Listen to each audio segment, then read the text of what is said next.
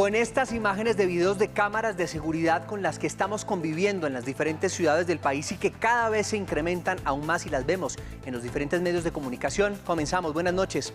Hoy martes 21 de septiembre en Colombia se habla de la inseguridad urbana y la ausencia de una estrategia clara contra el crimen en las ciudades del país. También hablaremos sobre qué se está haciendo por parte de los gobiernos locales y de la policía para enfrentar los altos índices de inseguridad con los que la ciudadanía está conviviendo. Los invitamos a conversar con nosotros en nuestro Twitter, @RTVC Noticias y con el numeral Hablemos de. Y también a contestar muy fácil, párense un poquitico, acérquense a la pantalla con su celular y escaneen este código QR que tenemos en pantalla para que ustedes contesten esta encuesta. Comenzamos.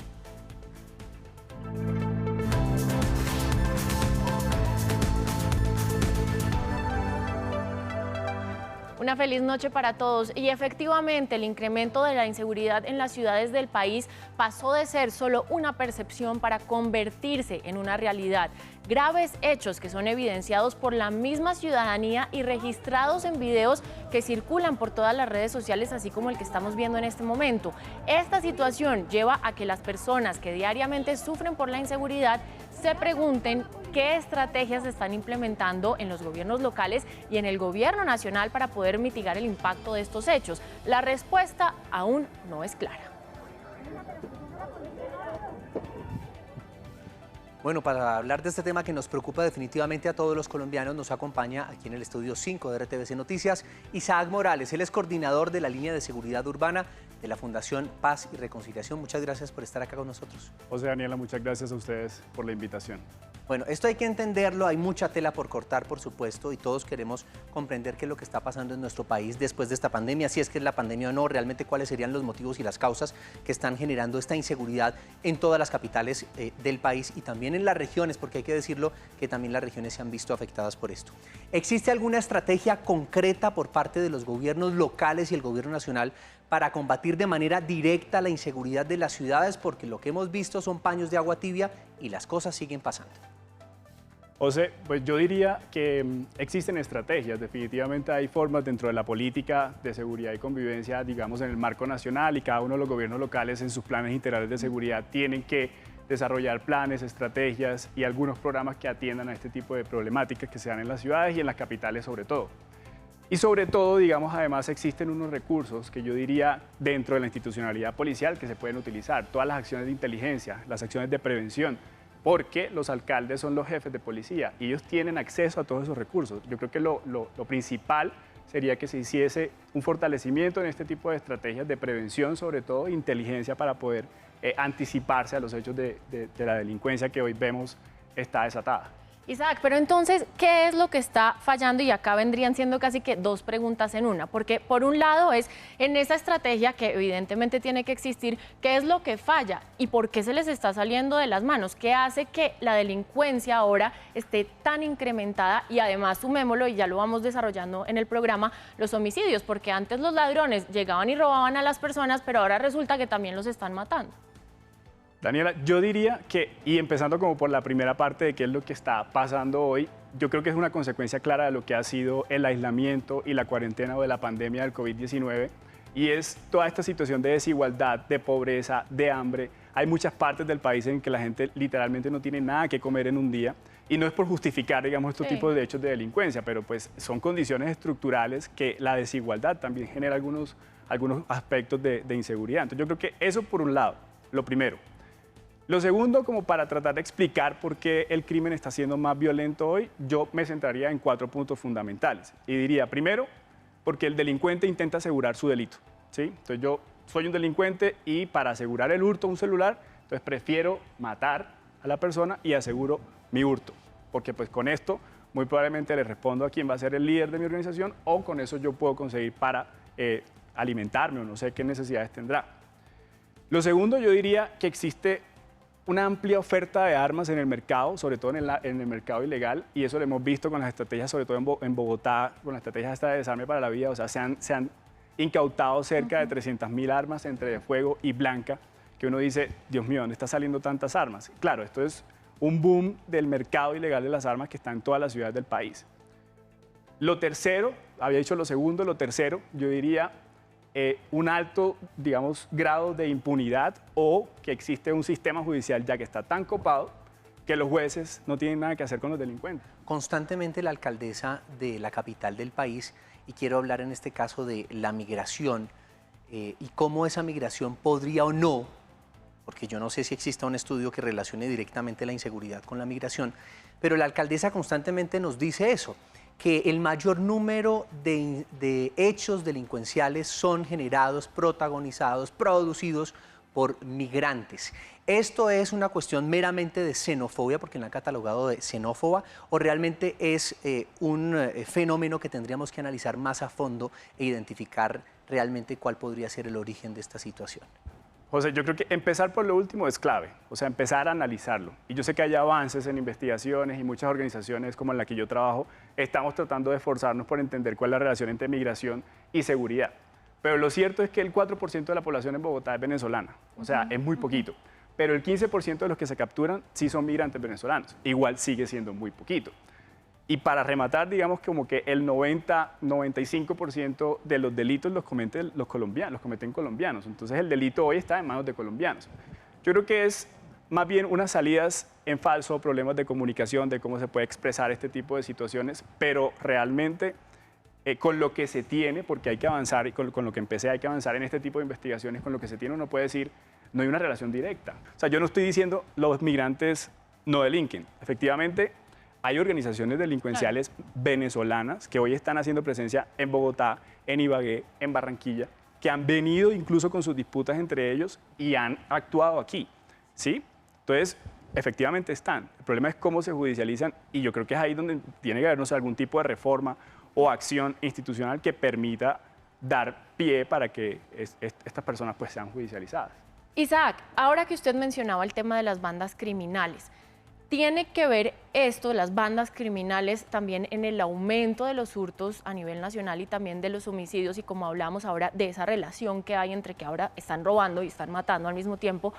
Y también quizás que estas bandas que antes tenían su territorio controlado antes de la cuarentena están en un, digamos, puje por tratar de retomar el control sobre las calles. Daniela, yo creería que sí, porque definitivamente son los grupos o las bandas delincuenciales las que tienen el poder de hacerse a las economías ilegales, ¿sí? Y, digamos, uno no puede separar el delito con la relación que existe entre economías ilegales. Y cuando hablamos de economías ilegales, no solamente sobre el microtráfico que se ve en las ciudades, sino, como tú dices, también de apoderarse de un territorio para controlar este negocio, sino de también cómo se está comercializando el celular robado, las partes de la bicicleta robadas, las motocicletas y sus partes robadas también. Entonces ellos intentan como capitalizar este tipo de hurtos. ¿Para qué? Para que sean sus fuentes de financiación, sí, entre ellos. Mire, yo quiero traer a la mesa, este 20 de septiembre se hizo una rueda de prensa hablando del balance de amor y amistad. Y quiero que escuchen estas cifras ustedes también, por lo menos aquí en la capital del país. Se recibieron 4.892 llamadas en la línea de emergencias 123 y se aplicaron 2.258 comparendos. Se atendieron 1.937 casos de hechos contrarios a la convivencia. Se intervinieron 1.346 casos de violencia intrafamiliar, 1.346 casos, 313 a mujeres víctimas de violencia de género. Entre los resultados también se destacan, digamos, la incautación de 1.511 armas blancas, 23 armas traumáticas, en fin. Lo que uno entiende, y el titular de esto en la Secretaría de Seguridad, es que esta celebración de amor y amistad fue la menos violenta desde el 2018. Entonces buscan es cómo titular eso, pero a mí sí me deja preocupado estas cifras que siguen siendo altísimas para una capital como es Bogotá. ¿En qué sociedad estamos viviendo? Los colombianos somos por naturaleza violentos, se están dedicando realmente muchos de las personas que viven, al menos en la capital, al delito, a la violencia intrafamiliar. ¿Qué es lo que está pasando? José, y yo creo que eso lo conectaría con el cuarto punto que mencionaba al principio de por qué explicar este crimen más violento. Y es, para mucha gente es muy difícil aceptarlo, pero Colombia tiene una tradición violenta. O sea, nosotros venimos de un país en el que ha estado sumido en un conflicto por más de 60 años, que todavía tiene algunos residuos de este conflicto. Y yo creo que de alguna u otra forma eso sí está impreso en la naturaleza del colombiano, por decir algo. Esto yo sé que suena muy feo, pero pues son realidades. Y si a usted le sorprenden hoy esas cifras de amor y amistad, revisemos las del Día de la Madre, que es el día más violento en el país, que uno dice realmente qué es lo que pasa. Entonces yo sí creo que hay una semilla o algún tipo de naturaleza violenta dentro del colombiano que da cuenta de este tipo de cosas. Ahora, yo eso no lo separaría de los factores estructurales que mencionaba al principio. O sea, nosotros tratamos siempre de ver las relaciones de desigualdad y pobreza con la violencia y la inseguridad. Entonces, esos, digamos, son factores estructurales que de alguna u otra forma explican ese tipo de comportamientos y todas esas cifras. Claro, ahora también con el Código de Policía, con el Código Nacional de Seguridad y Convivencia Ciudadana, los registros de medidas correctivas o los que tú mencionabas ahorita, los hechos contrarios a la convivencia, existe un mayor espectro de estos hechos, entonces, claro, ahí se entran como a contabilizar también, pero siempre han sucedido. Claro, los colombianos, digamos que en Colombia hay esa tendencia, pero usted tiene toda la razón y es el tema social, porque es que aquí siempre ha habido un tema de desigualdad social y si a eso usted le suma que llegan unas personas del extranjero que no tienen nada de malo, pero es el simple hecho de que llegan quizás a ocupar esa porción de la torta que me correspondía, que era diminuta, pues eso también influye en el incremento de la inseguridad. Y súmele la pandemia, entonces es un cóctel perfecto para lo que estamos viviendo, pero tampoco vemos una reacción y una estrategia que sea contundente porque necesitamos en todo caso seguridad y ya. Que eso es justamente lo que vamos a seguir continuando, que lo que vamos a seguir hablando en nuestra segunda parte del programa. No se vayan a desconectar, acá vamos a continuar con Isaac Morales, coordinador de la línea de seguridad urbana de la Fundación Paz y Reconciliación. Y bueno, no se desconecten que ya regresamos.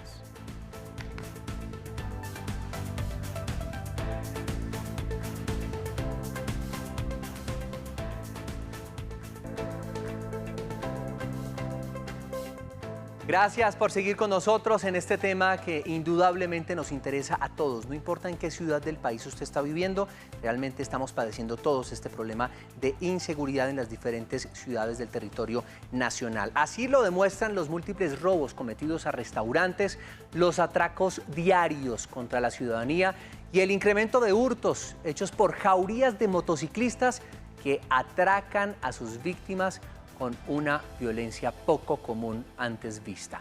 En el caso, por ejemplo, de Bogotá, preocupan las cifras de hurto. 40.000 casos en el primer semestre de este año, con violencia, con armas de fuego, en la calle y a plena luz del día. Estas cifras son similares en ciudades como Medellín, Cali, Barranquilla, Bucaramanga, entre otras. Para hablar de este tema, nos sigue acompañando acá en el estudio de RTVC Isaac Morales, coordinador de la línea de seguridad urbana de la Fundación Paz y Reconciliación. Y a esta hora nos conectamos con Andrés Forero, él es concejal de Bogotá por el Centro Democrático. Concejal, bienvenido nuevamente a ¿De qué se habla? Daniela, muy buenas noches. Un saludo para ti, para José Fernando, para el doctor Morales y para todas las personas que nos ven en este momento. Concejal, para usted, ¿a qué se deben estos altos índices de inseguridad que estamos viviendo acá en Bogotá, en la capital colombiana? Pues Daniela, yo creo que un poco además, a propósito de algo que creo que señalaba José Fernando antes, lamentablemente en la ciudad hemos tenido en este año un incremento sistemático en el número de homicidios durante los últimos 5 meses.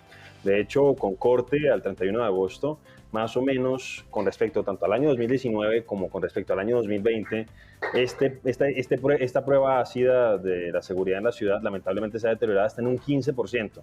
Tenemos casi 100 homicidios adicionales en el mismo periodo de tiempo. Y yo creo que obviamente aquí convergen, como lo han venido ustedes diciendo, varios factores. Pues por un lado está la situación derivada en términos sociales por cuenta de la pandemia. Ustedes pues señalaban otro factor asociado a que lamentablemente se han presentado algunas bandas que pues tienen origen extranjero. Pero siento yo que también en el caso de Bogotá, por lo menos, esto está asociado a la falta de coordinación que ha tenido la alcaldesa mayor de Bogotá con la Policía Nacional.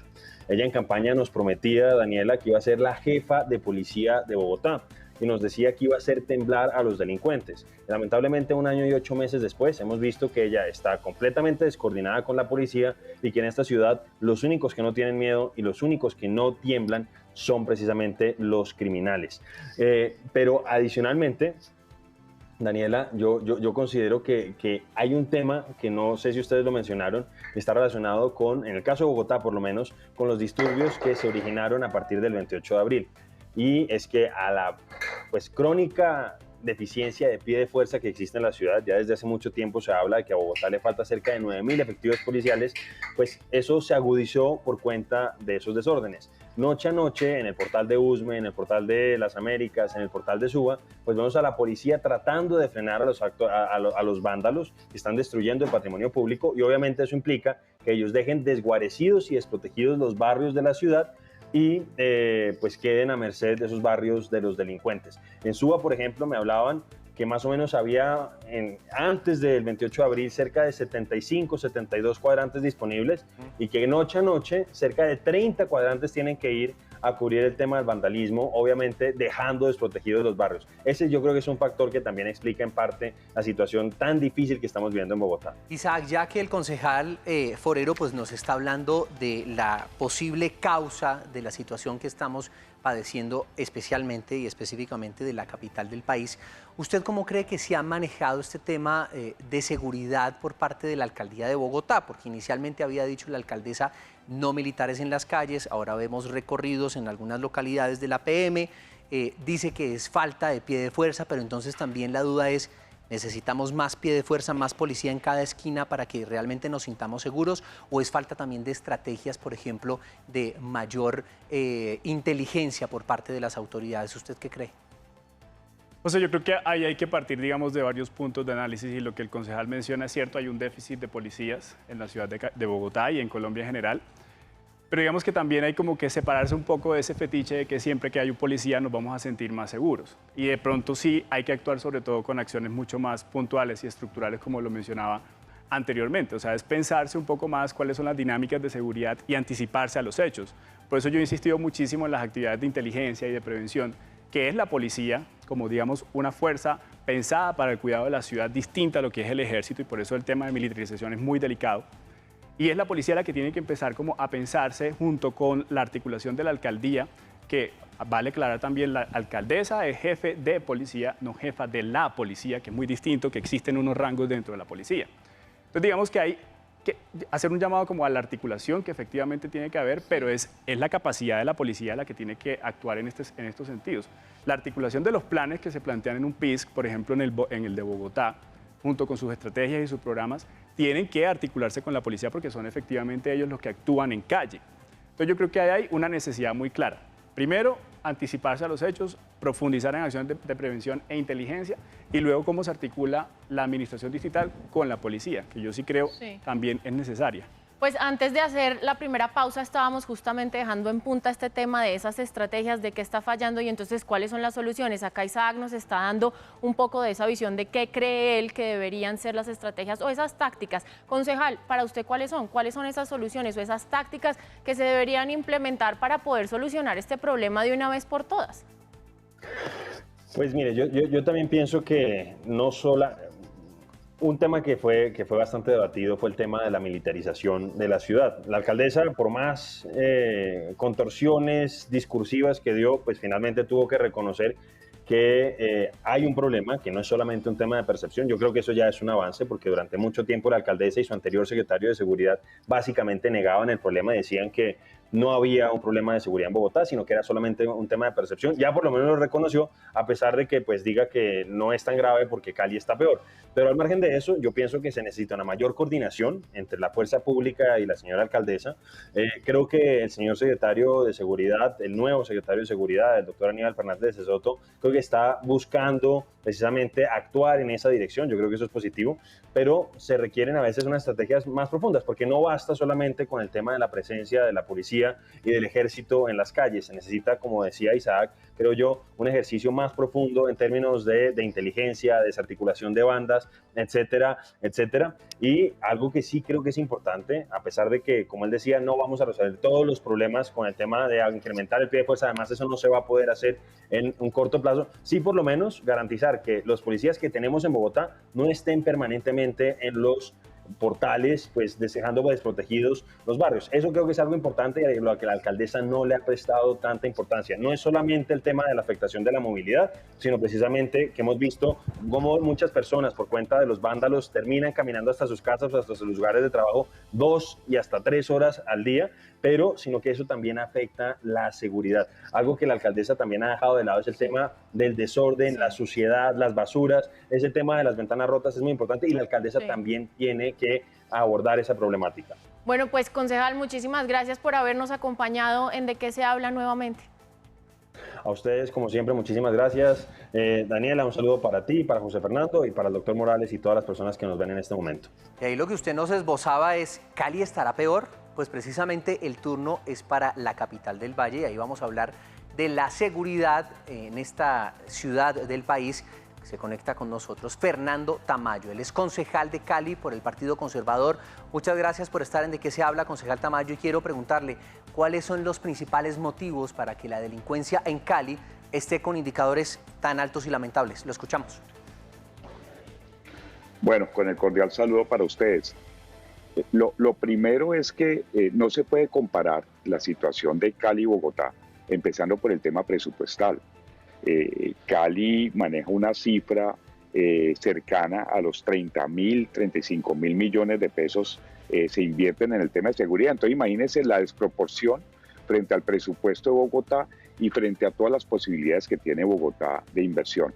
Lo otro de la situación de Cali es una situación sumamente compleja que se agudizó y se ha agudizado por varios factores. Lo primero, Cali siempre ha sido receptor de población migrante, pero ahora pues estamos manejando una cifra, un subregistro que puede ser cercano a 70.000, 80.000 hermanos venezolanos. Con esto quiero aclararles, no quiero decir que todas las personas extranjeras delinquen, pero sí es una variable que definitivamente incide y detona la problemática social de la ciudad por el tema del empleo, por el tema de que llega la gente con una expectativa a una ciudad que realmente lo que tiene para invertir en población migrante son 3.500 millones de pesos. 70.000 divídelo entre 3.500 y le da una cifra irrisoria.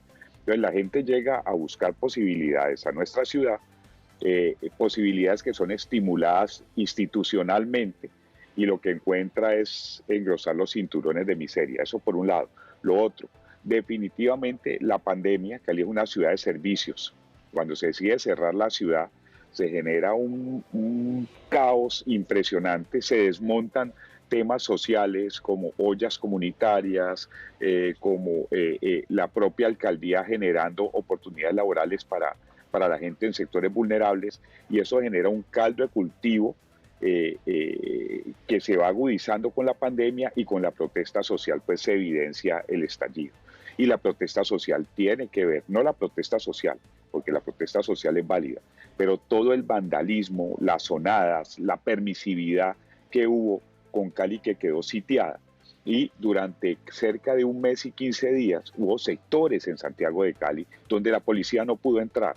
¿En qué está fallando o en qué se falló en temas de seguridad y cuáles para usted serían las soluciones o esas tácticas que se deberían implementar para poder darle solución a esta crítica situación que se vive en el Valle del Cauca? Mire, le voy a hablar de Cali concretamente. Lo primero, se tiene que fortalecer presupuestalmente el tema de seguridad. Ya, definitivamente es absurdo que con la problemática que tenemos se inviertan 30.000, 35.000 millones de pesos en seguridad. Hay un compromiso de la administración, ahora llega un secretario de seguridad con conocimiento, estructurado y con ganas de hacer las cosas. Pero, por ejemplo, genera una estrategia para preservar el sistema de transporte masivo, la administración un compromiso económico para fortalecer su gestión, y la plata no llega. Entonces, sin plata, tenemos un déficit de fuerza que hay en todas las ciudades. El tema de protesta social hizo que en Cali las bandas criminales, grandes estructuras criminales, ocuparan vastos territorios de la ciudad, desplazando, por ejemplo, a las pequeñas personas de microtráfico. El préstamo gota a gota en Cali es una cosa aberrante y es detonador pues, de toda esta problemática.